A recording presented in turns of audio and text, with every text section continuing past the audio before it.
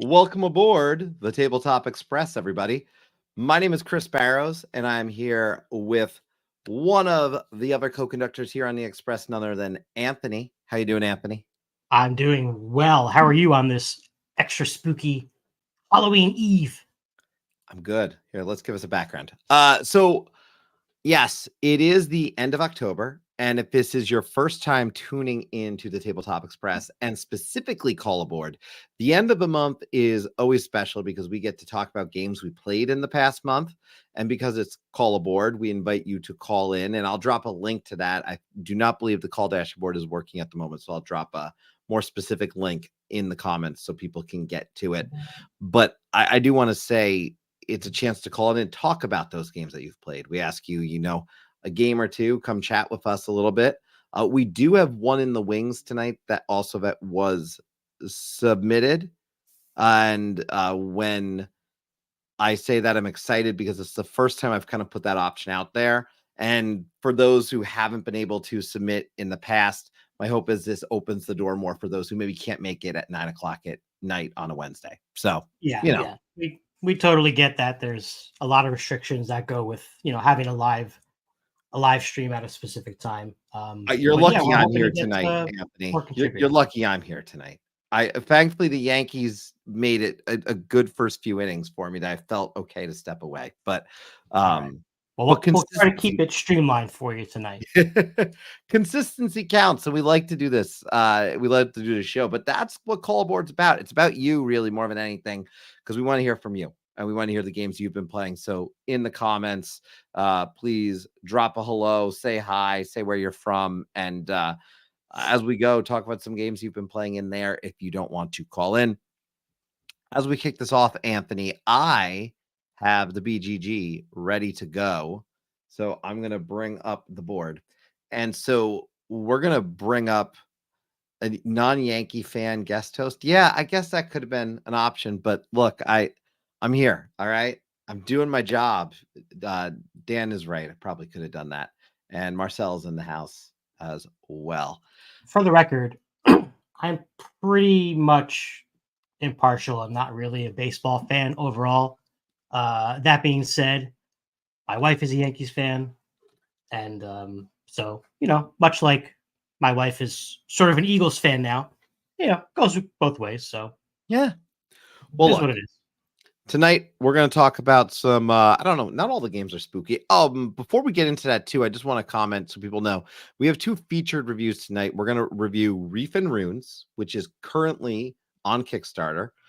Also, Harvest, which just launched a new Kickstarter as well, though we are talking about the base game, not the expansion, though I'm hoping to get a copy of that.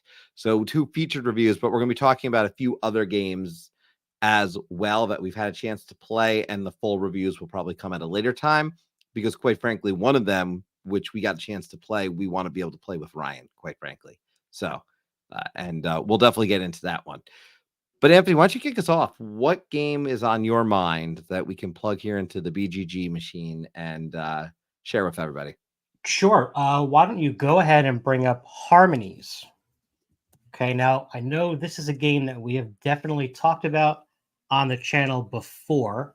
You introduced me initially to it, and a couple months ago, I was at a random mall for we were at a wedding, so we were in a random town in a different state. Went to a mall to kill some time, and lo and behold, they had a pretty cool, large-ish game store there in that mall, and I picked up Harmonies. And it's gotten a lot of plays since then. So I wanted to bring it up because so often we give our initial impressions of a game, right? Or we sort of give a kind of a loose ranking or rating to a game that we've really only played one time. And 99% of the time, it's something that I want to play again. So the fact that I got Harmonies played again and several times is, part of the reason why I wanted to highlight it a little more now, because I feel like I can speak to it a little more. Harmonies is kind of a combination of Cascadia, right? And I don't know. I'm looking for that other thing. And maybe Yeah. I know Eddie what you're. has the answer to that. I can't put my finger on it. Right? It's kind of like Reef, but it really isn't. I didn't love Reef, so the stacking thing is not the Reef related thing to me. But maybe it's more like a Tiny Towns vibe, right? Where you sort of have to have this pattern in your area in your tableau to be able to put something there permanently that's giving you points, right? The It's. difference here is that Tiny Towns is a very tight, square little thing, and this is a little larger, and you can kind of build up, which takes a little bit of the tension out.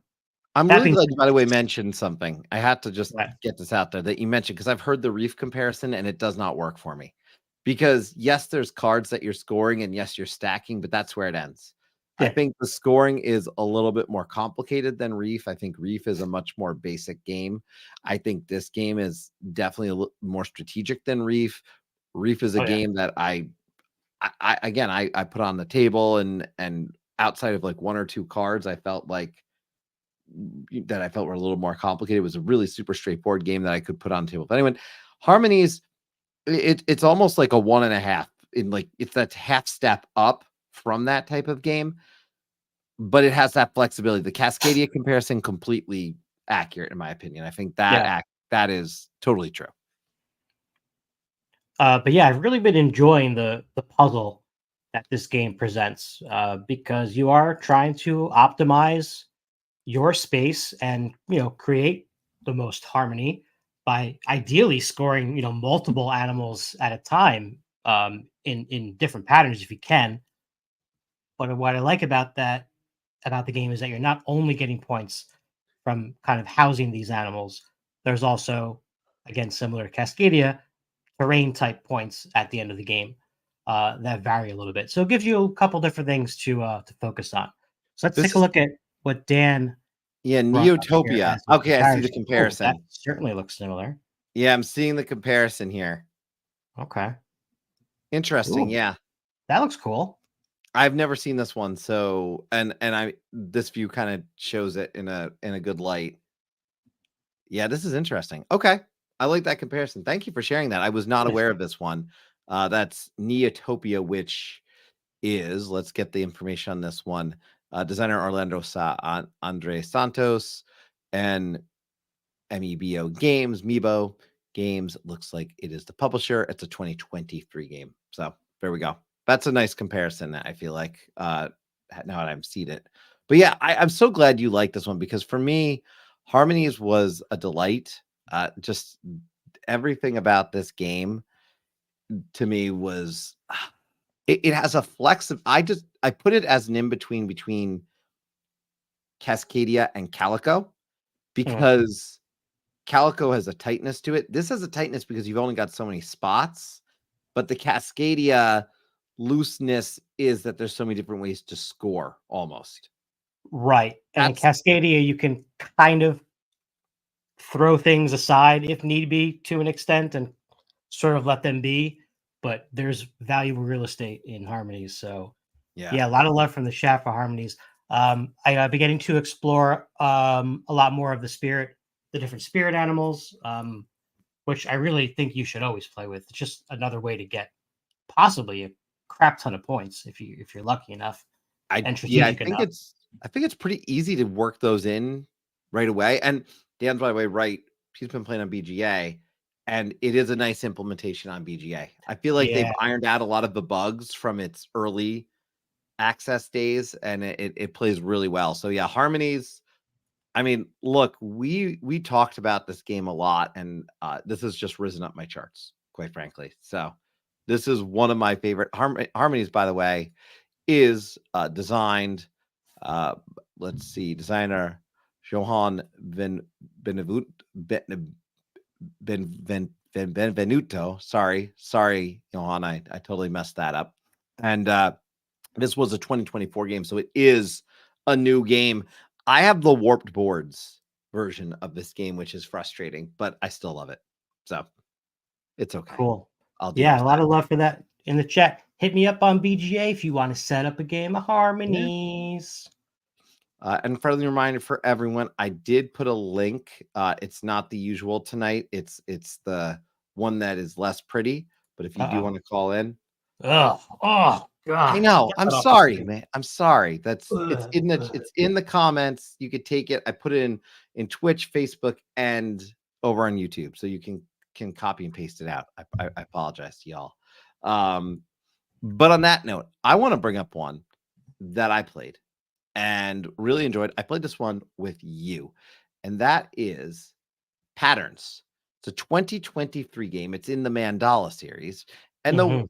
and I've it's a game that had sat on my shelf of shame for quite a bit.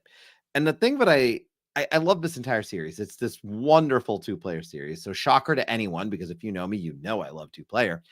What I found really fascinating about this one is it goes off that same core gameplay of Mandala really well, but I feel like it's almost a smoother experience, even from an explanation perspective. Once I got it, it really was a more straightforward game. In this game, you are going to be trying to get the tokens in the middle of a board to be out in the best places possible, to have the largest sets, because you're going to score points on those sets. But in choosing when to put your pieces out that are going to be there, that are going to ultimately help you get that point value, you got to be really strategic, because early on you might see this really nice area that you can access and say, "Oh, I'm going to grab this." That's awesome. But you're probably only getting your one-time multiplier there in that larger group. So you really need to think of, how am I going to be able to get out, move the pieces around, because it's limited movement that you're able to do in the first place. Because it's a very much a replace action more than Right, anything, right. which is certainly a little bit different. And you have to think very strategically in this one. So I like it. But despite the fact that it's very strategic and maybe a little bit of AP, but I don't think it's over the top, it plays pretty much 20, 25 minutes and it's done. So it's Yeah. a game that I like to say doesn't overstay its welcome. I'd like to think no board game would, but there are board games that overstay their welcome. This one, I think, is just a really smooth, crisp experience, and it, like many of these other games, it will end in the series when someone has gotten their final scoring token, and that activates end of the game. But yeah, I really like this, and of course, yes. By the way, Chewy pointing out, I both have Mandala and Patterns. There's room and collection for both. Totally agreed. And it's Trevor Benjamin, which Trevor Benjamin is a big reason why I initially got drawn into this series, because War Chest, because other games that are out there. I love Trevor Benjamin. The work, really, it's fair to say if Trevor Benjamin's name is on it, I'm going to try it. But a tight little two-player game. I highly recommend people check this one out. That cloth, by the way, which I think you can attest for, it's a nice little piece. There's something about these games with these cloths that Yeah. I That's really what I was like. gonna say. They both have this feel to them, as if they were sort of like unearthed, right, or discovered somehow. Like they have this ancient feel to them, Yeah. in both the abstractness of the gameplay, um, and the material. So this one more so than Mandala, because Mandala is really just those square cards, and this is more of the circle kind of token things.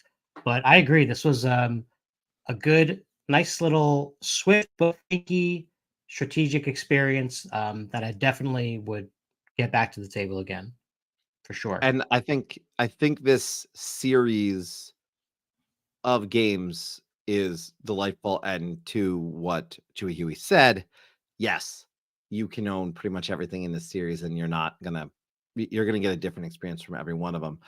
There's one additional one that takes the Mandala experience and makes it more of a multiplayer, more than two-player experience. It's my least favorite of the three, but it's still a good game overall. Okay. But yeah, that is the one that I wanted to bring up to start. Patterns. I have a special thing though, because as I noted, I did put it out, and hopefully we'll get more of these in the future. I do have to apologize to everyone, because I did not realize when I put this form out that it had like a max size. So I need to figure a better solution so people could submit larger size videos. Oh, okay. So I think we'll get more in the future because of that. But that said, I do have a video that I'd like to show, because we have a special appearance from none other than Brian Chandler, but I'm going to show. So let's go check out the clip, and Brian's going to talk about a game he's been playing recently, and then one of the reviews he actually did on accessibility. So we're going to check that out right now. Fantastic. All right. Hey, everybody. Brian Chandler at Colorblind Games. Thanks for the opportunity to give a quick kind of update on a game I've been playing this month. Yeah, long time no see. Sorry I can't be there in person this week. We'll try to jump in later this year. I'm hoping to get to one of these live. I've gotten to play Knitting Circle. This is a review copy from Flat Out Games, designed by Emily Vincent. With art by Beth Sobel. I'm actually going to give you like a kind of a preview of my draft article. I'm actually doing a review article for this for the website. So let me give you a just quick overview of that. So you can see the, of course, beautiful Beth Sobel art. This is a Calico game. It's in the Calico universe. I'm finding it not as crunchy or like hard, frankly, as Calico. In that way, it's probably more in like the in-between, like Verdant to me. And if you've played that, is kind of between Calico and Cascadia, which is probably the breeziest of the, to me at least, the Flat Out Games tiling puzzle stuff. So just a quick, I'm going to hit some of these images just to kind of remind myself of some things and talk about the game a little bit. I primarily played solo. This is, I set up a 2-player game to learn it first. You got player boards at the bottom. You're literally knitting stuff. So you got scarves and long johns and hats and mittens. Super cute, cool little theme. It uses, you can see in the top right, a rondelle mechanism to choose the tiles. It's going to come back later because that's pretty important to make solo a little bit better. And you're grabbing your stuff. It's Flat Out Games. You've got extra buttons where you do things. You've got a little grabby paw that lets you break the rules, right? Go get whatever a piece of yarn that you want. These are the different things that you can build. These are all the different components. On the accessibility side, fantastic. They did a really, really nice job on color vision accessibility, as they typically do. If you've played Calico, you're going to recognize these colors. You're also going to recognize the double coding. So they're using these little images. These are the buttons from Calico, right? The little moon and the whatever stars and leaves and things like that. One cool thing they did too, the light blue is a little drop. The green is a leaf. And so you've got this, they're not just random images, right? Some of them actually, the icons are connected to the color, which is just handy for folks like me who are trying to make those connections. The other thing they did that was fantastic was the cats are both 4 different colors. This is a very rare case where the image actually makes the two on the right look closer together than they do in person. I think this is like a light blue maybe. But because they did different shapes, if you remember Isle of Cats does this as well, then even if you are one of these 2 players, you can see it's pretty easy to tell who your piece is as these 4 are going around the rondelle. The one little thing that I ran into in is the board itself is hard. I found it hard to read the stuff at the bottom. The font's really small. It's a light line weight. The contrast isn't very good. And it's got that, I don't know what you call this, but the style of the board itself makes it hard to read too. So I just found that just the texture of the board made that a little bit annoying. So it's not anything you need. This is just a player aid. All this information is in the book, the rule book itself. And after playing the game like once or twice, the rules are pretty simple. So I didn't feel like I really needed that anyway. The other thing I just wanted to mention briefly is solo. One thing that's cool about solo is if you've played Cascadia or Calico or Verdant solo, you'll know that every single turn you've got to do this conveyor belt thing where you drop off the last piece that's not available to you and you bring in the other tiles to choose from. The thing about Knitting Circle that's cool is you only do that after every round. So you can see you're choosing these tiles around the rondelle here. And there's only 6 rounds. So at the end of each round, you're then resetting the rondelle to then choose your tiles next time. It's kind of like, give me a second. Oh my gosh. I'm going to make myself think of this game. It's the one where you're making a quilt and you're doing the things by Rosenberg, and it's annoying me that I can't think of the name, but we will move on. You can yell it at the screen to me and type it in the chat 15 times. That would make me feel great. But because you only have to reset the rondelle 5 times, it actually ends up being way smoother than when you have to do that conveyor belt thing every single turn.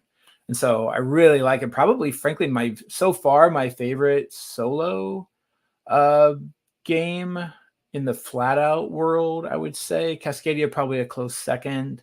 But I've only played it a few times. I think it might be a little bit easy in solo. It is just a beat your score. So there's not that kind of automa or anything kind of really getting against you. It's just the other cat is taking the tiles that you might want. But still fantastic nonetheless. I did notice it's like $29 on Kickstarter. Obviously, you have to pay shipping, but to me, well worth that price to consider it. And that is Knitting Circle by Flat Out Games. Once again, I'm Brian Chandler at colorblindgames.com. And you can find me in the Tabletop Express Discord. Thanks. There we go. Thank you to Brian. Patrick, it's patchwork. It is definitely patchwork. By the way, we're not the only ones thinking that. Patrick, it has to be. So there it is. No, thank you to Brian for recording that. I know Brian can't always make it, but it's nice to give some folks a chance to be part of a show, which we know. Obviously, we love to see him. And that game, I have to tell you, so over on Nerd Shelves on their channel, they did a phenomenal video around this, a live playthrough, and it looked really interesting because I can tell you, I looked at the Kickstarter for this at some point and was initially uninterested. But watching the game played, it was really interesting. Like I actually came away saying, okay, I'd like to try this, to the point that if it's something, that I can try playing at PAX Unplugged or something like that, I'm going to be jumping to the table to get a game in. Yeah. I mean, I think anybody who felt that or feels that Calico is too tight or too restrictive, which I know is a lot of folks, I think this is kind of what they need. So I'm hoping it does well. I do like the new additions, especially the cat meeples. Those are pretty boss. Not gonna lie. Yeah. No, that was awesome to have a contributor video, our first ever. That's right. Dan said that'll be a great trivia question for the future when we're talking about the 10-year anniversary of Tabletop Express. Oh yeah. Look, again, making it more accessible is very important to me. So I'm very excited that Brian was able to do that. And again, we have some good stuff happening tonight. Some of the games that you and I played, I know we're holding off on talking about a little bit because they are kind of our first thoughts or our featured reviews. Now, that said, I'm going to bring up one because I don't know if Ryan's going to be able to call in tonight or not. And so bottom line is we are going to actually have a full review on this. But I want to mention it up front just a little bit. And then we are going to have a full review of this coming, but I want to make sure we talk about this one game. And that is a game I had a chance to play with Ryan. And that is called Harrow County, the game of Gothic conflict. Now, the thing about this game, and I'm going to go through to give you a really good look at the board. The thing about this game is it was a game that got brought to our attention because it was very much thematically having inspiration from in terms of being a game that the designer of Vagrant Song, with whom we are certainly a big fan of that game, said, I really like this game. So that caught our attention. We got a chance to understand that, okay, it's going to have this vibe. Now, what's interesting is because of that, I went into this game with an impression of, okay, thematically, I think I was thinking so much of Vagrant Song, which is rich thematically. It really, truly is. This is much more of an abstract. And it's, in my opinion, a game that quite effective as an abstract in terms of creating a lot of different experiences. Every game is going to feel different. And I'll delve more into this as in the official and full review. But the one thing that I take away from this is I really enjoyed this game, and I don't like buts, but the thing I would say is I'd have to find a person who is willing to play it more than 2 or 3 times probably, because it is, I think, from a complexity level, a little bit more than a lot of the abstracts that, I mean, just as an example, we talked about patchwork, right? Like it's not that type of abstract. It's a much more complex abstract. So I'm going to want to get multiple plays of it. And that's the challenge. And Dan's exactly right here. You have to deal with it like a legacy game. So you're going to play this game and you're going to say, we're going to play multiple playthroughs and we're going to keep adding these things in. So you have to approach that game with that attitude. Now, that said, I think it's a very good game. All the different asymmetric capabilities of these characters, I enjoyed them. The most challenging piece is exactly what I mentioned, though, is that fact that, man, I really started to pick things up. We did the first playthrough, and then we did another playthrough or two, and I started to pick all the things up. But I realized that if you just play with the base introductory lesson that they give you in the rule book, you're not going to get the full vibe of what can be done in the game. So you need to go on to that next, the full experience. And after you do the full experience, okay, you get it. You understand some of the things and you want to try and see, okay, what you can do that you understand it. But we're already talking about 2 to 3 games in, right? So from an abstract perspective, that's the challenge that I think this game has. But if you like what I'm talking about, different characters that have different capabilities, sides that work a little bit differently, and you can play it at 2 players, then certainly it's going to work for you. It does have a 3-player mode. I have not got a chance to play it, which is one of the things that I would like to try. Dan, by we're talking about the source material is worth diving into. Cullen Bunn is a phenomenal writer, and that is one of the other things I would like to dig deeper into. I want to note also, the one thing I haven't had a chance to touch is the expansion content for this game, and I know we have access to it. So I wanted to cover this game, though, on this episode, and if Ryan ends up coming on, would be today, or we drop the review later this week. I just want people to know we are going to be talking about this one, but it was a really interesting experience. It does not ooze theme to me in the sense that they have interesting characters, right? But overall, it's an abstract battle. That's ultimately what it is. It's not the same itching with lore from a board game perspective, but it's based on something that it sounds like is itching with lore. So, but I went in again with a Vagrant Song perspective. There's all these different things happening, and I view that as it's fairly, it feels thematic because you've got this train environment and that it feels so tight and stories that you're reading, right? In this, it's not going to give you that, but I did enjoy it. I will hold back my full review and kind of full gameplay explanation for talking with Ryan about it. But I did want to bring this up because really appreciate we do have a review copy of this as well as the expansion. And it is one that I was just very happy to get to the table. I don't know what Ryan's going to say, but I think it's fair to say it is very much a me game. I think is an accurate description because abstract plays well too. And I did really like it. So, but it's definitely heavier. That's the one thing I'll say. You warned me that it might not be my cup of Hank.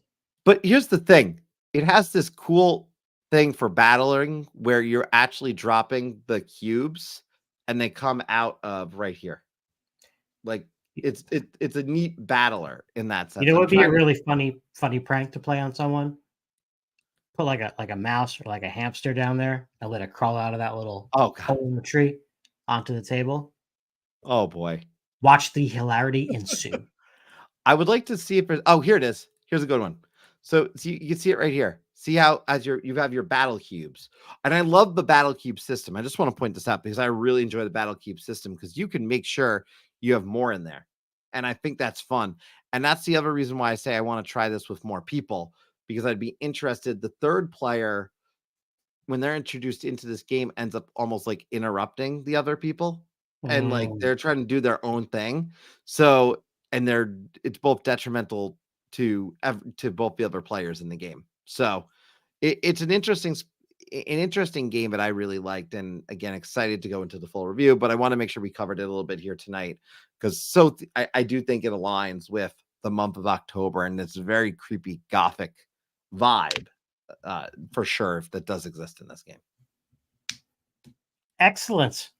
Yeah, that was Harrow County, the game of Gothic Conflict. Designer Jamie Cormier Shad and artist Tyler Crook, and Off the Page Games is the publisher. Phenomenal. Yeah. All right. I got one more before we get into, well, yeah, this next one is not really a spooky thing, but I did want to bring it up again, kind of for the same reason as I brought up Harmonies, in that I had played it once, and now thanks to BGA, I've been playing it a little more often, and that is Mojo, which I know gets a lot of table time in the Barrows household, the physical copy. Lots of Mojo. But I've been really enjoying our plays of this. Really simple card game where you're basically trying to shed your hand. And the cards rank from 0 through 12, I believe. 0 through 12. And then there's different color, blocks along the way. So the 11s and 12s are a color, and then 0, 1, and 2 are a different color. But essentially, in Uno style, there's a card out that's going to be on the discard pile, and someone's going to play a card on top of that. You're going to play from your hand. If you play a card that is the same value as what's there, you get to play another card.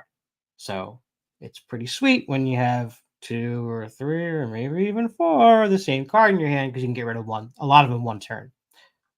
If you can't match it exactly, you have possibly the choice to play a card that's higher or one that's lower. Playing one that's lower is good because you're getting rid of one of the cards from your hand, but your turn is still over. If you play a card that's higher, you're getting rid of one from your hand, but you're going to draw a new card to replace it, which might not be bad, right? Because you might get rid of a 12 and get a 1. Why is that important? Because you want the lowest score in this game, right? Highest score loses. I think it's first to 50, right? Is triggers end game for the loser. Yes. But the interesting thing comes into when you get to this Mojo time, right? Which I'll let you explain because you're much better at it than me. But I know what happens when you have 3 or fewer cards left in your hand. Is that correct? Yeah. So once you have the 3 or fewer and your turn ends, essentially what happens is you're flipping your cards over, and you're one by one going to start flipping them over to face side up. And once the third one comes up, or whatever your last card comes up, is the round ends in that given moment. And the thing is, at that point, you're going to compare what everyone's scores are. Right. And if your score is not the lowest, you did not win said Mojo, and you're going to get a +10, which is also going to help dictate, if you look at the card, which is in the middle of this image, what direction you're going to go the next round. So it's dictating a lot of different things. It's a really fun game. I do agree with Marcel. I wish the cards were just a little bit thicker. I'm not saying major, just like slightly, because I compare it to other games that I have to shuffle, and I feel like you can make them a little bit higher and still have them very shuffleable. I do already find my set of cards is probably less than ideal in terms of, especially since you have lots of circumstances in this game where a bunch of the same cards are going to be together in the stack, because that's just how people play them, right? So, also, it does take a lot. Well, if you look too, you'll see this is all the cards in the game, and you'll notice. I mean, I don't think I've ever seen it as clear, because that's usually in the deck or something. But there's very few of the 0s and the 1s. Yeah. So when you've got the 0, 0, and a 1 and something, like, you're really in the money, right? But you are shuffling it constantly. There's a lot of 12s. There's a lot of 11s. There's a lot of 8, 10, 8, 9. So those higher cards are more likely to come up. And you do speak to it, I think, really well about the fact that sometimes you do want to draw up, because you might say, man, I'm going to end, and I can't get rid of enough of these 12s. I'm hoping a 12 comes down so I can play a 12, 12, and a 12. And it's true. So for me, Mojo is a keeper. I do think I may eventually have to buy another copy, just because I think I'm going to destroy the cards. It's already been played 20 plus times this year. So Yes, Dan has a good point. I think I do remember hearing some rumblings of that. yeah, that's a good reminder. Let remind me to make that happen, and I'll get that going in November for us.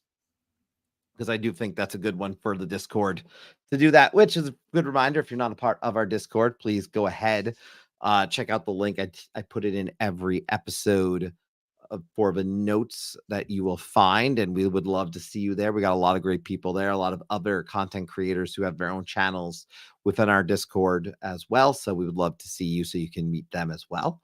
And we thank you for, of course, being part of our community, and to Dan for reminding me of that. Thank you, because tournaments are one of the things we haven't done in a while, so we're due. Yeah. I'm so glad you mentioned Mojo. It was funny enough. I was going to mention. I think I'll go another direction, but one of the ones I was thinking about this week was also Trio, which I've been playing a lot of as well. I've been playing so much Trio. I can't even. Trio and Mojo seem to go back and forth, back and forth. I had one thing I wanted to bring up, unrelated, by the way, to any of these things, and even you didn't know about this, but I saw this today. I just wanted to show you, and it had me very excited. Look at this, Anthony, the PAX Unplugged 2024 preview. Oh boy. Oh man. This is another stream right here. I know this is a stream itself, but look at all these great games that are being listed. And one of the reasons I mentioned is look what's right there, Mojo. Is that it's Penguin? Oh, I thought that was a Christmas tree.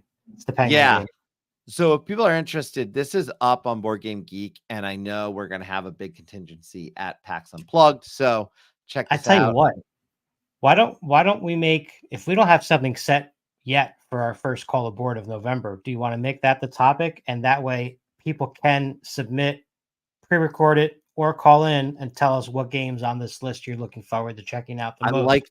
I like that. I because we are getting to our time to get excited about PAX Unplugged, so I do think that would be appropriate, and it gives us a chance to talk about what we're excited about. So I think you just locked in our next call aboard episode. You're welcome.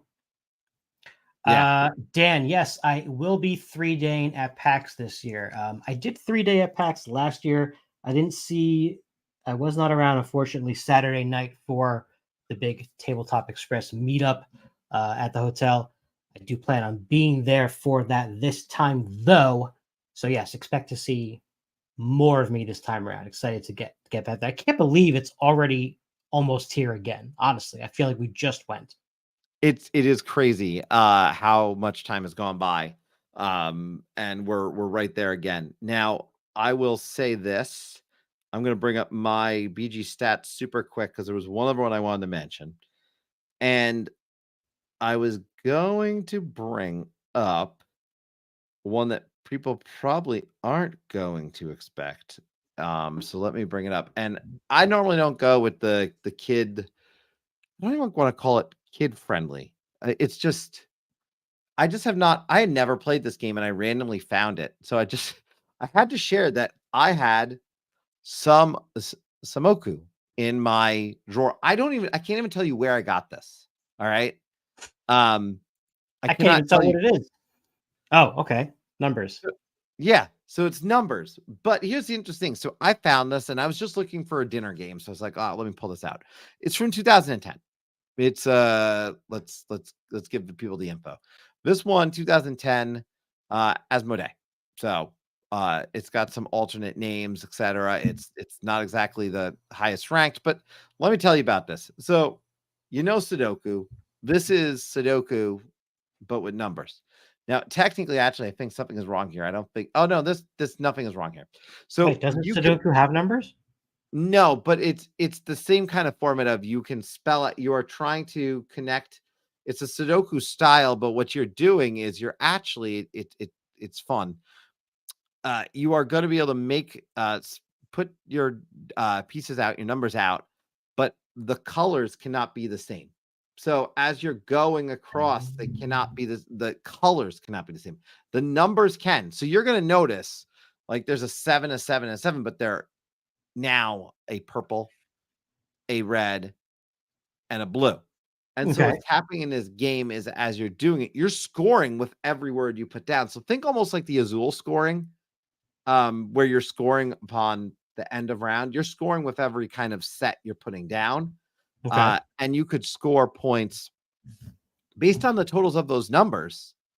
If you put a number at the end of a word and then have it going up, you're scoring at all these interconnecting points. So it's a really interesting game. The biggest thing that holds this game back for me was we had to keep writing our scores down. Like every round, it's like, okay, how many did I get? And honestly, that got old really quick. But overall, I thought it was really great for teaching counting and other things. Overall, it was fun. I'm not going to rush it to the table, and because the counting thing can get taxing after a while.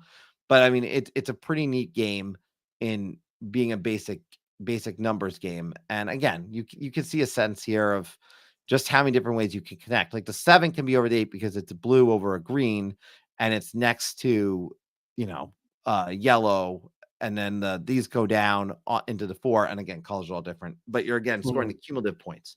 But I had never seen this game before. I can't tell you how I got it. And here it is, apparently in my collection. So there you go. Wow, look at that. Yeah. With that, Anthony, it is 9:46. I'm going to tell everybody once again, if you are interested, there's a link. I'm going to give you a chance to call in now, a little bit more streamlined tonight than normal. But again, 2 things that I think are worth noting.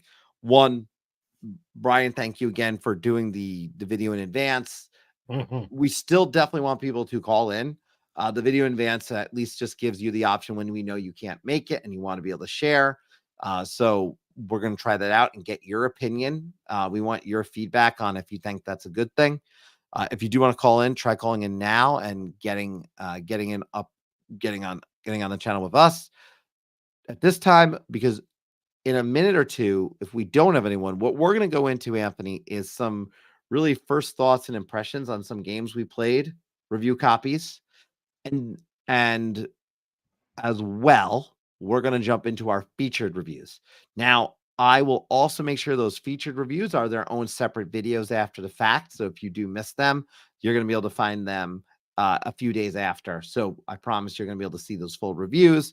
And I'm very excited. So what we're going to talk about today, so everyone knows, we're going to talk about Wicked and Wise Reflections, a little bit about what that game adds. We really liked Wicked and Wise. I'll link back to our Wicked and Wise review, but we really liked Wicked and Wise. But the feature that relates to that is Reef and Ruins, which is going to be one of our featured reviews. We also had a chance to play, and this is not going to be our full review because I want to play it with more people. That is Boxtop Pinball Haunted House from Pandasaurus Games. This game arrived at my house yesterday, and I've already played it 3 or 4 times. It is a game that I wish we could do a full review here today because it's so thematic, but we're at least going to talk about it. And then last but not least, our other featured review is Harvest, which is also on Kickstarter right now with its expansion. So we've got some good stuff. With that, Anthony, what do we want to roll with first here? Do you want to do some Wicked and Wise or you want to go with Parks? You tell me. Why don't you bring up Parks? All right. Roll and hike. All right. Parks, roll and hike. And let me just point out for people, we got a review copy of this from Keymaster Games. Henry was actually there at the time, and I got the chance to talk to him a little bit when at this particular event. And roll and hike. This is a game which, first and foremost, I have to tell you, what you are looking at right here is the scorebook, but it's also your player board. This is everything, and it's in these cute little travel guides. The game of Parks, Roll and Hike comes with, I believe, 5 different parks. So you've got multiple parks you can really visit, which are going to give you different capabilities in the game, different scoring mechanisms. And so that's incredibly important, which is one of the reasons why I actually want to get to play through more of them before I give this a full rating, because I have only played with 2 of them at this point. But you are going to start by randomizing where these markers are on the trail board, which you see above. And what's going to happen at this point is you are going to be rolling dice and taking actions based on the die that you pick. Now, Anthony, We did it wrong the first time, I know, but so I want to make sure we point it out right here. That orange die is a die that is pretty cool. It does some nice stuff, right? But Yeah. big but, you got to pay for it. And that's important because it's going to end the round once that gets used. It's going to end the round and you're going to move to the next spot. You're going to get the ability from whatever token is above the location. I'm going to move on. But that orange die, you could choose to take it very early on and end the round, and you could fast track a game, but it is costly. You have to pay for it. So it's interesting the way that works. The other thing about this game is that you are going through it through multiple rounds. You are filling a few things in this book, and let's talk about a few of those. So you're actually drawing the sites that you see on that left-hand side. So you saw a tree, which is almost a set collection piece happening. Yeah, it's like a draw your own set collection. It's unexpected, right? You've also got the collecting of the water, and that's going to allow you to collect victory points in the game when you complete those rows. Pretty self-explanatory. The other piece, which I love puzzle-wise, and I'm interested in what your favorites in all of these actually was, is that on the right-hand side in the middle, you can fill in these sections with the icons, but as you're doing it, when you intersect them, you're getting the victory points. So you really strategically in this game have a lot of different ways to do it. And I have to tell you, this is probably the first time in a long time that I came away, and we're going to talk about another one after this. So I'm not including Yeah, I that was one. going to say, We played this before we played Reef and Ruins. This was the first time in probably a good 6 months that I played a roll and write, and I said, I really like this. Because I'd been I don't know, lately they haven't landed for me. I don't know about you, but how did this one hit for you? I think a lot of it, I agree, and I think a lot of it has to do with the presentation and the design of the components. There's something extremely charming about this little package. Besides just the little book that's like your little travel hiking journal, that is also where you're going to write cross off your stuff and add into your little spaces.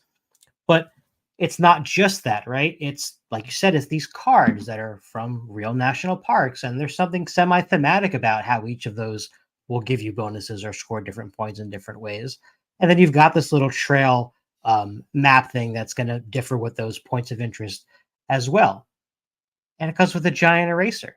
It's just a good package, right? It's not just another score sheet with a couple of pencils and some dice in a box. It's not much bigger than those, but it somehow punches a lot more with what's in there, if that makes any sense. And you're right. It is very reminiscent of the other game we'll talk about, Reef and Ruins, especially, which I didn't even put together until you just said it again. But the right side of the score sheet here has a very similar feel to the Reef part of the other game, right? Where you're sort of connecting these little areas to get stuff to cascade and domino into other things. So yeah, it's good to see that people are not shying away from designing these roll and write games, even though it is obviously a very saturated genre and it's hard to stand out. I think it's just making designers look at it in that lens, saying, how can I make something that is different, but still have that same, easy to get to the table and easy to teach and access for most folks. Yeah, and I do think the package plays a part in this. Again, final review, I want to play through all of the parks, but it's very expandable for that exact reason. And that's a reason I think this one, like I said, very positive takeaway. I really enjoyed it. And I do think there's enough going on in this one without it being, it's got enough crunch without being too crunchy. It will be something. Yeah, take it on a hike. You could. We talked about this. We were out on a hike actually at one point, and we literally said the fact we could have sat down on a rock right there, played this game, and then just continued the hike. And I think that is a testament to a game called Roll and Hike. Agreed. So it knows what it's doing. And so that is Parks Roll and Hike. Again, we're not going to do final scoring or that as noted. We're going to save that. We're going to save that for the next one as well, but we're going to talk about this one. And Anthony, I cannot wait to talk about this one. You've got a chance to experience this one as well, and that is none other than this beautiful haunted house, Boxtop Pinball Haunted House. Look, this is pretty straightforward. You're going to start with 4 dice in this game. You're going to set up this setup as you see here. It probably takes it took me 5 minutes to set up, if even that. Like I just quick piled it together. Oh yeah, maybe. And it honestly, I actually played it again earlier this evening with my son, and I had to set it up because I didn't set it up before you did. And it was extremely quick. I mean, there's some pieces, but it's pretty obvious where most of the pieces go, and it's pretty quick setup. It's almost easier to set it up than it is to put it back in the box together. Yeah. So yes, Pablo, this is 100%. 100%. And here's the thing. That could be the review. Like that could very much be the review. But I want to say so much more than that, because this was just because I had experience with Tumble Dice, but it's been a while. This was so much fun just because I remember I set this up. I played it with you. I played this with my son now, and I've only had the game a day and a half. Right. So it's a testament to sometimes a game comes in. I'm like, okay, we're going to get this on a schedule. When are we going to get this through? The fact that we got this to the table and I've been able to play that. You've been able to play with your son. I've been able to play with my son. I've been able to play the game with you. And here's the thing, pretty straightforward things happening in this game. So let's talk about that a little bit. You've got, let's see if there's a better angle. Oh, there. All right. So I just want to point out, I realize this would all be together, but you're going to see there's all these multipliers on them. Your dice land there. You're going to get the multiplied points at the end of the round. You've got monsters, which if you notice right here, for example, you've got a monster that's in this spot. If you hit that monster, you check it off on the score sheet, and you get a multiplier every round based on the different monsters you hit. Not the amount of monsters, but the different monsters you hit. So 2 points if you hit 1, 5 points if you hit 2, 3 points, 10 points if you hit all 3. Mm-hmm. In addition, you can get the bonus dice by, of course, landing on the bonus spot, which is pictured right here in the middle. And other than that, there's these clues. So those little clue icons that are there. We're going to go on the board. And if you knock into them, you get those. And those have a hidden amount on the bottom. You don't know what the value is. So it's a surprise, right? Yeah, it's a surprise. It is a pretty wide range. I think there's a 1 and there's up to like a 7. Yeah, and you got the 7 on the 1, which was a big difference when we played. Yeah. That 7 sunk me. Actually, that was the difference because you won 98 to 91. Oh, I think.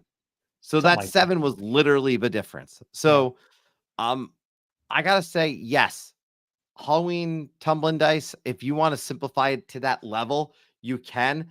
I love what's in this package. I do really think it was, created a solid game. Yeah. And ultimately, I'm going to just echo something. Best at 4.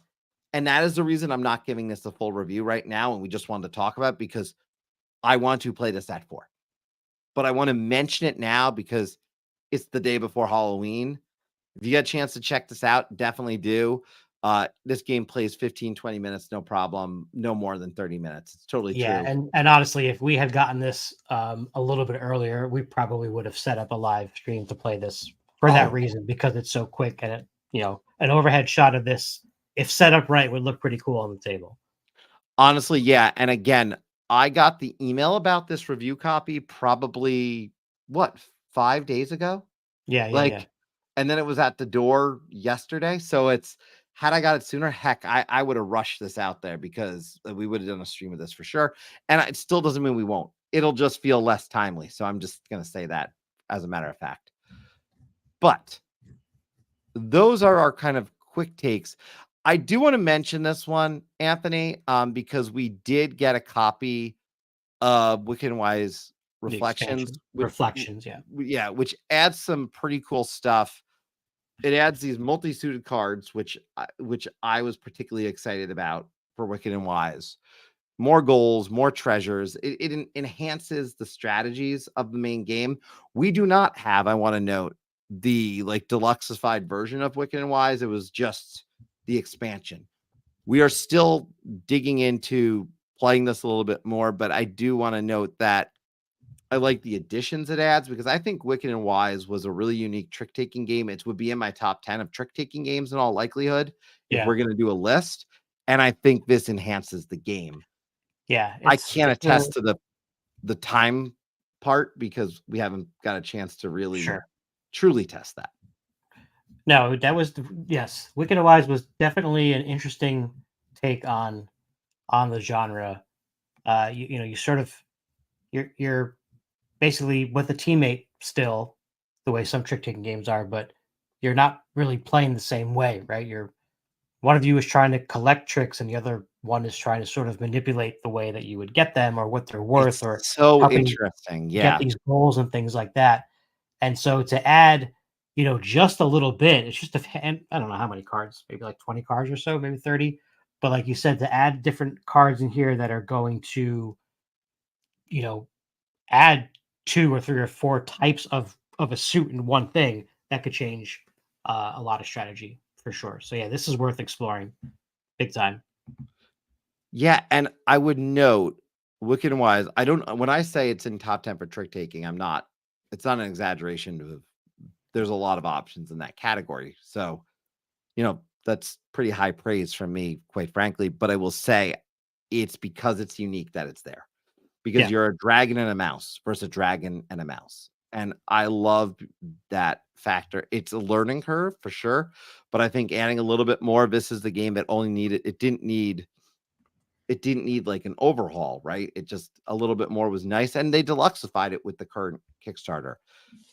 But that's a perfect lead in. Let's talk a little bit about the main events tonight. And one of the main events is Reef and Ruins. All right. And you and I had a chance to play this now on both sides because there's 2 sides. There's like a B and a C side.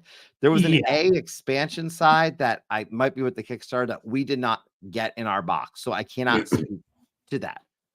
But this is actually one of the things right up front that I will say, I'll just say it excited me. But let's first talk about thematically about this and then get into gameplay. Because thematically, what is happening, and it says it right here, it's hydras and otters. And it's in that world that we just talked about. It's in the same world of Wicked and Wise. But let's be very clear. It's 3 dice in this game because it's the head of the hydra, which again, you could say, okay, loosely connected, say whatever you like. I love that they actually connected the mechanic to the theme. And I think it's an effective description. And whether you're going to call this thematic or not, and I think it is, when you look at the gameplay, I think it is pretty thematic. When you combine the 3 dice, when you combine the reefs, all the different things happening on the boards, they did a very good job to make this a themed game, but also a game that has a lot of choice. And that's I mean, if there's something I use to describe this game, and it was one word, it'd be choice, because you're going to have a lot of decisions. I'm trying to find one of the better shots of this. That's got all the overheads. So let's see. So here's a good example. Let's talk about gameplay, Anthony. So there you go. That's perfect. This is a good one. You've got 18 rounds in this game. There's the otter is the round tracker. Okay. You've got a reef on the right-hand side, and there are multiple styles to the reefs. And that's the thing that they can really do interesting things to differentiate. You've got enchantments and you got ship runes. Now, you can take essentially 3 actions in this game. Yeah, it sounds like a lot when you say 18 rounds and there's these 3 sheets, but the rounds are extremely fast. A round is just rolling all 3 dice. One person's rolling the dice, doesn't matter who rolls it. Everyone's using the same dice. Yes. And you're just you're using those dice in multiple ways to mark stuff off on these 3 different sheets that all do different stuff and get you points in different ways. Now, let's start off the beginning, though. The start of your game, you roll a dice to get your lucky number because you're going to get Right. points for your lucky number every time it appears, which makes you want to use that number, but you have to be smart and say, is this beneficial to use this number? Or am I going to hurt myself in the long run by overusing? Right. You're also going to have a few options here. So with the 3 die, you could say, I'm going to make the choice to use up to 3 die to do one of these enchantments, which is in the middle of the board. And I'm going to start with the 3 die and we'll work our way down. You could do the 3 die and do that. Or you could do also pick 1 die to be the equivalent of the section for the ship runes because there's numbers 1 through 6, and then use the other 2 die as an example to fill in one of those. But you don't have to use 2, you could use 1. And you have that extra die remaining, which can go into the reef spot, or you can collect those shells.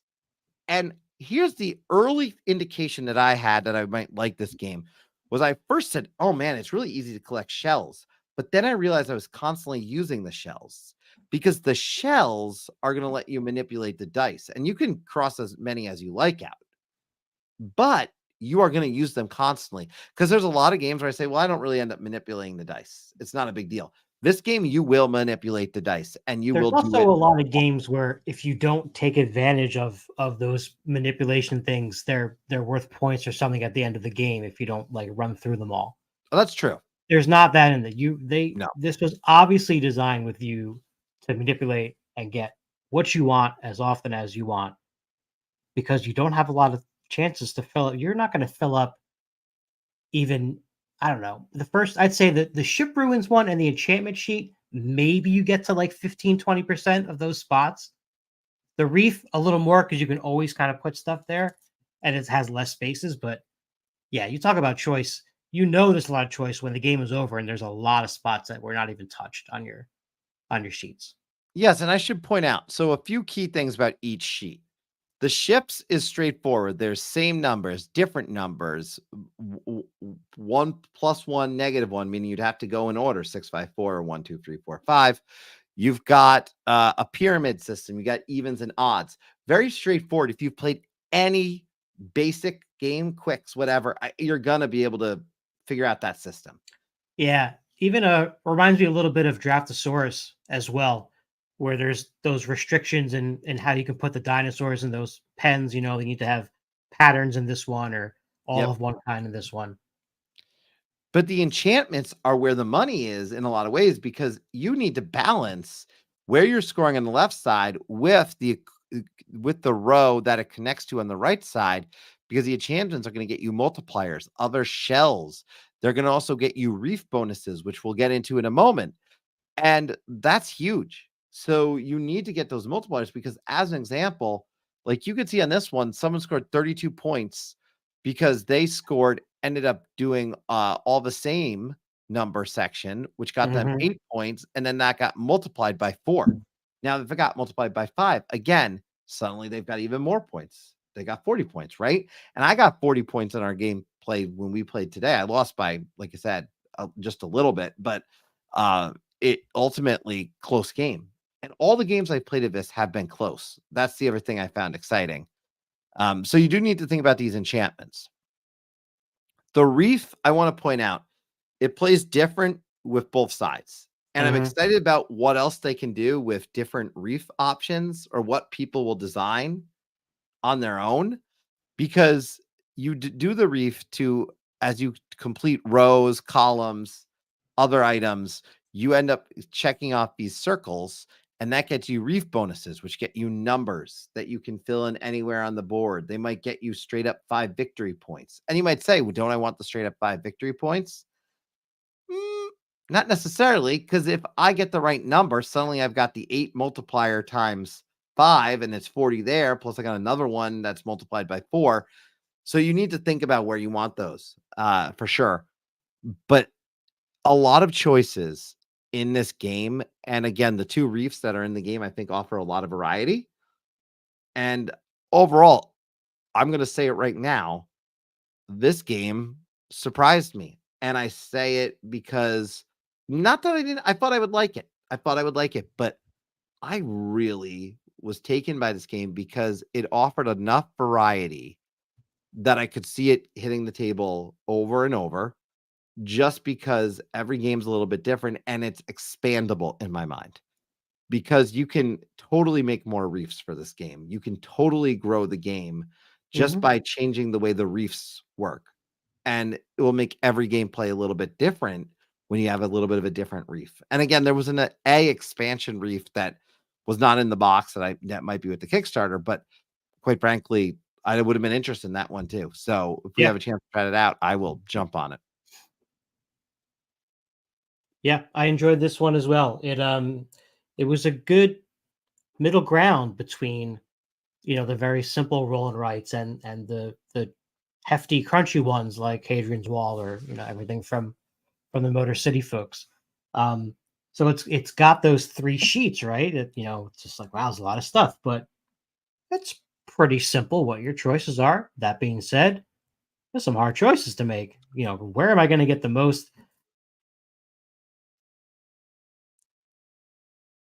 utilize the reef to my advantage the most and get the most bonuses? You had a few really cool chain reactions in a couple games ago that we played of this. So yeah, lots to explore.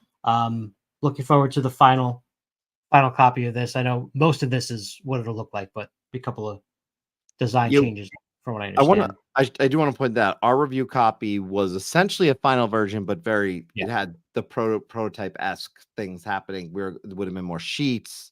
We didn't have the finalized version of the otter. We had going to be a little bit larger. And then there will be a solo mode as well. Which I'm incredibly excited to try that out at some point, because I'm interested if what the way they designed the solo mode for sure. And did they make it a challenge? Did they make it a beat a score? What way did they go? And I don't know. So can't speak to that. I don't know. Let's jump into it from a score perspective. What do you give this one? This one's around like a 7.4 for me. Yeah, I think overall really solid. I like this one 7.8. It itched up to the 8. It's one of the first roll and writes in a while that gets me there. So that's pretty high for a roll and write for me these days. I think they did a really good job with this one, quite frankly. I really liked it. I think with more plays, this could be an 8. And that's why. So I say 7.8, but it was itching close for me, just because I think if you like roll and writes a lot, but maybe have been like, they haven't been doing it for me lately, try this one. Yeah. I want you to try this one, because I think you're going to be really pleasantly surprised. They did different stuff. And again, they keep it open enough. And I cannot stress enough the fact that, like, you cannot accomplish everything on these, and you have to come up with a plan. Like you have to make a decision that I'm ignoring this and I'm ignoring this. And I'm really going to try to do a little bit of everything. You're not going to do well. Yeah. So I think every game will go different. And again, I will say, if you do not like games that don't have interaction, then no, this is not driving. But my understanding is that expansion, that one sheet that we didn't get to play, had a little bit more interaction somehow. Okay. I just can't speak to how. So, but that, my friends, was Reef and Ruins. Now, Reef and Ruins was designed by Carla Kopp, artist John Merchant, and it is published by Weird Giraffe Games. And I thank them so much for providing us a review copy. Again, we really enjoyed our play with this one. That was Reef and Ruins, which is on Kickstarter right now. I will make sure I put a link in the show notes for that one. Or if someone wants to drop a link in the comments, that's great too. Feel free to do that. That would be awesome. And it's got a 3-headed axolotl. So how can you go wrong? Yeah. Love it. So our final review of the night is a game that will not surprise people that we're talking about, because we've done a playthrough of it.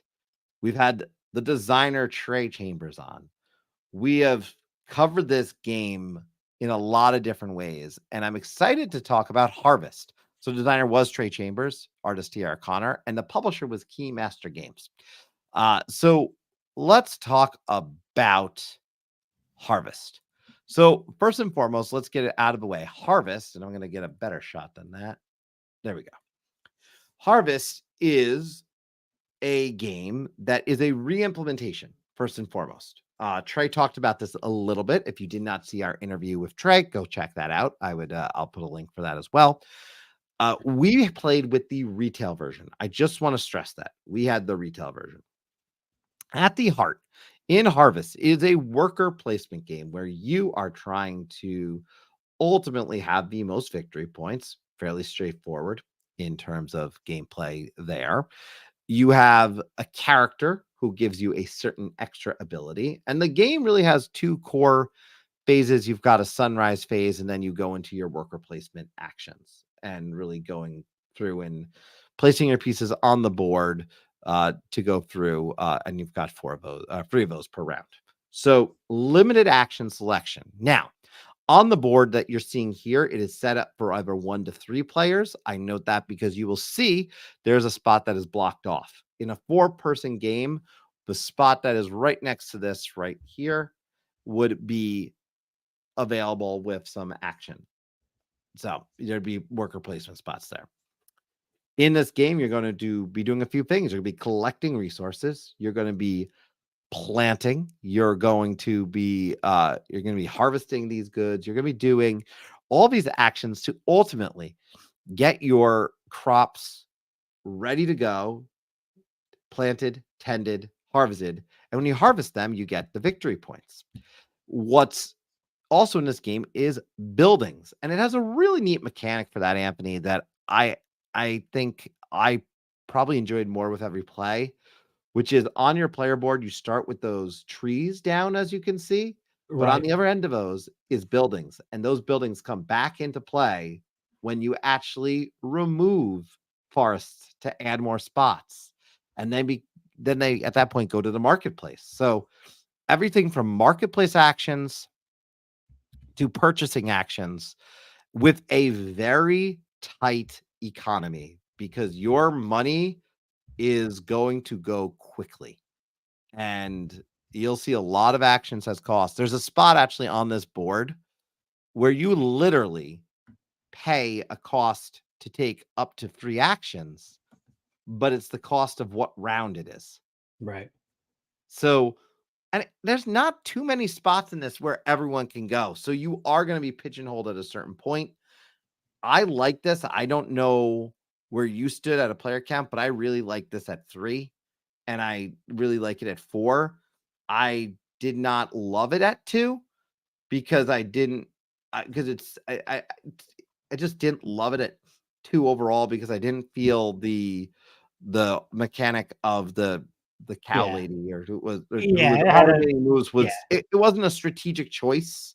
So it just it would just randomly block spaces that you weren't allowed to go to. Yeah.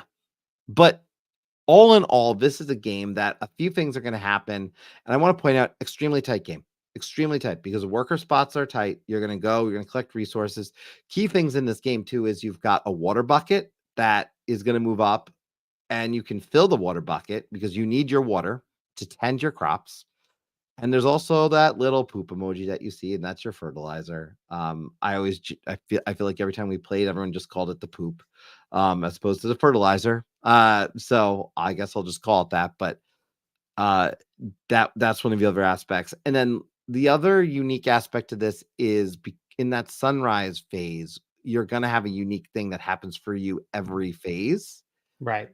But what's cool about it, and maybe let's make sure we talk about this, is the start of a round, you're going to have a number, and you're going to be able to pick what your order for the next round is.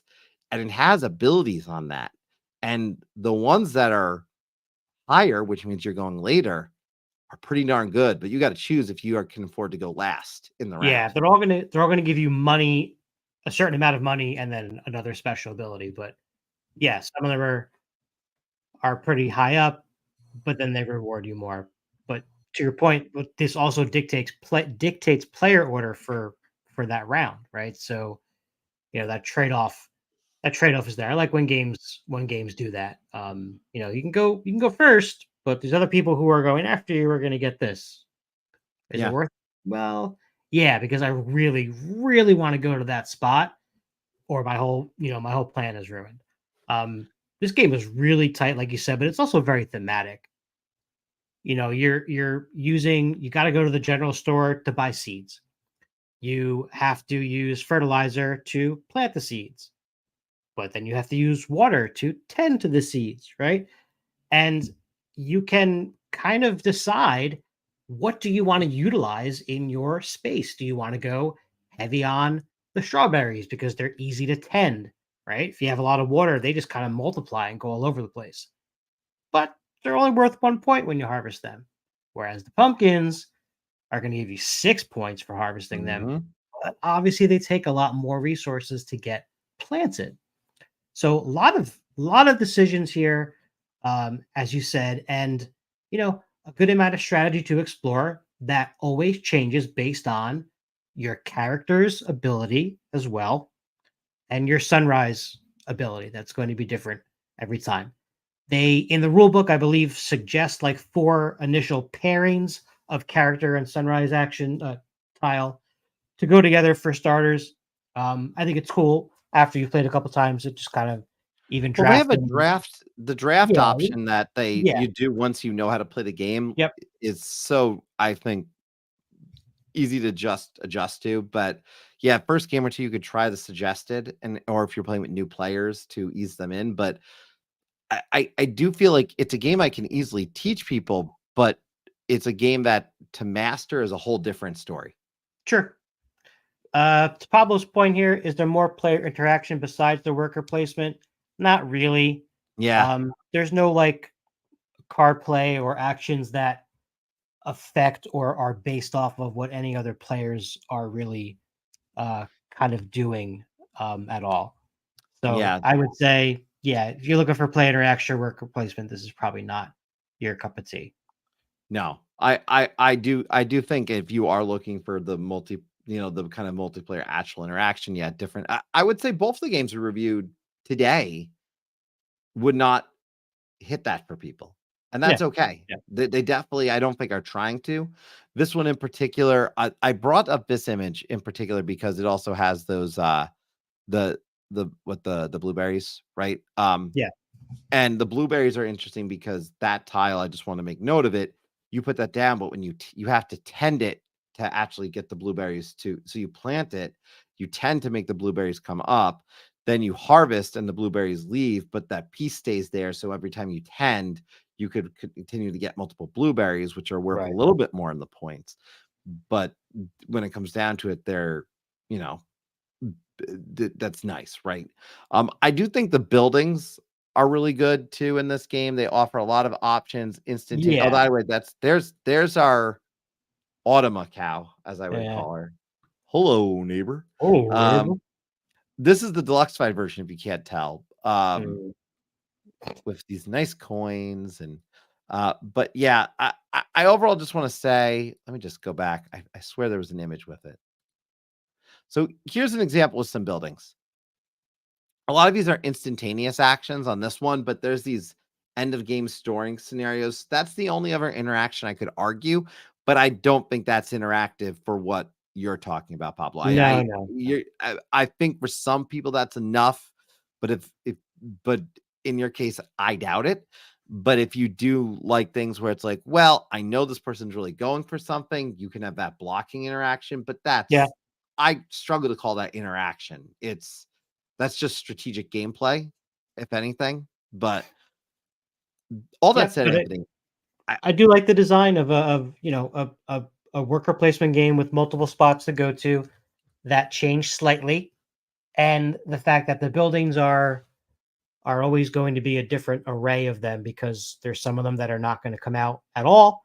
yeah. There's some that might come out later in the game. They also change and they get less expensive in value as they get pushed down. So that is something again that you would want to keep an eye on for in terms of what other players are going for. But yeah, Well, I really enjoyed that. let me point out though, because I'm trying to find a good place, there's no great photo of the market on here, but like if you see the market up in this upper right, the thing I'll note, and this is what I love, is when you do clear out, because one of the actions that you could take place in that right side of the board is to clear out one of your trees to get more room. I just want to point how much I like this. You take up that piece, and now that's going on the board. So the fact that you don't know what's underneath, right, is a really great experience, because the buildings are always going to be different of what starts on the board, what round it gets out. I mean, the variety, the replayability in this game is very high. The component quality, even in the retail base version, more than substantial for me. yeah. I think the deluxe version looks beautiful. Please make no mistake. But I am going to bring up Kickstarter really quick. Oh yeah, let's talk about that. Because there is, and we do not have a copy of this one. This was not out at the time. Let's see. Harvest. Here it is. So this is on Kickstarter now. As you can see, 8 days to go. Fall Festival in the Golden Edition. And ultimately, it's a new expansion that has this mini expansion, some promos. Got pie. And it has pie. So great, some interesting comments on here. I was laughing at this one. It's like a curriculum individual came together and had a cute, whimsical baby. Which, okay. That's awesome. That's a way to describe it. It's pretty. I think it's pretty. I think it's funny actually, and probably accurate. But the new expansions got a bunch of things here: 15 pies, 15 novelties, 2 new characters, which excites me probably more than anything, because I love when you add new characters. Yeah. Wood Adam meeples are included. New sunrise tile, some dairy tokens, so some variety there, and 13 new solo challenges, and I like that. Solo challenges, so something that I can physically take on and not just be X, Y, or Z. I like challenges like that. Right. Mini expansions, but this one's on here. So if you are interested, check it out. It looks like the expansion and the fall promos are $19, and then the golden edition with the original promos is $89. And then you can get everything for $108. But again, if you get a chance and you even get a copy of this in retail, I just want to tell people, like, I thought it was great. Like, I really thought the retail quality was solid.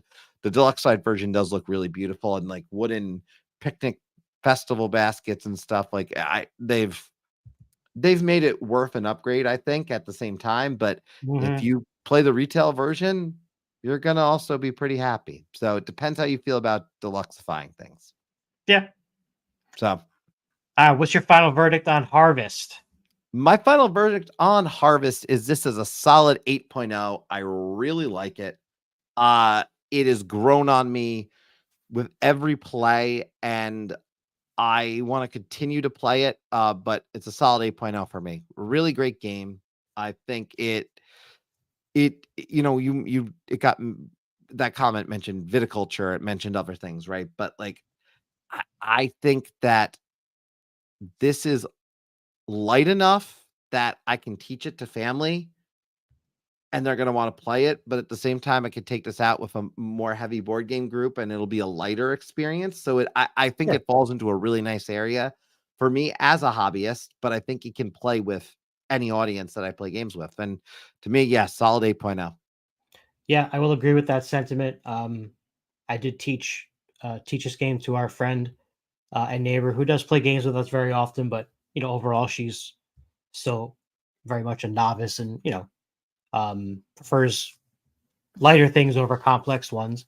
But she really enjoyed this and she understood it and picked it up.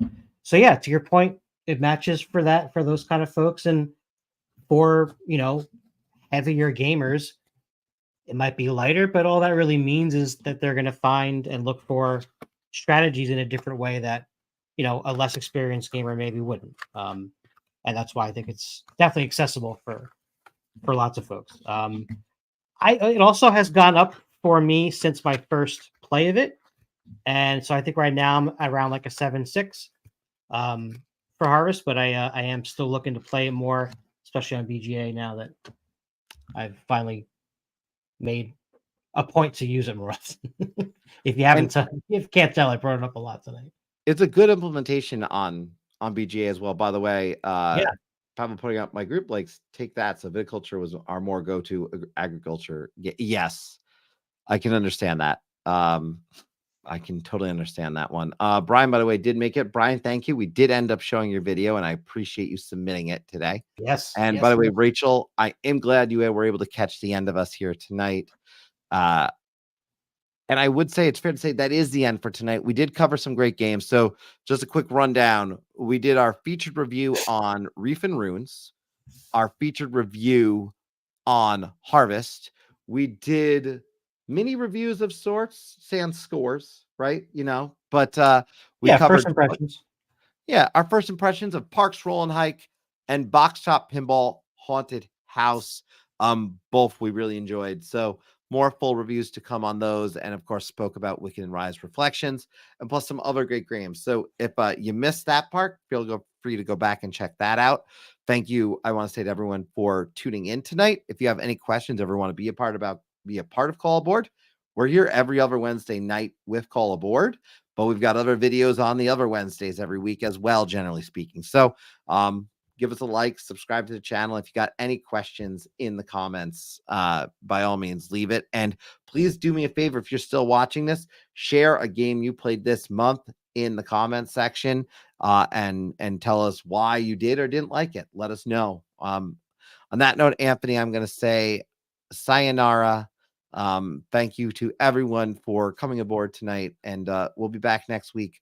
Programming to be determined at this time, but we'll be back with something. And like I said, Wednesday night, 9 p.m. Eastern time, you will find us here on the Tabletop Express. Have a good night, everybody. Adios.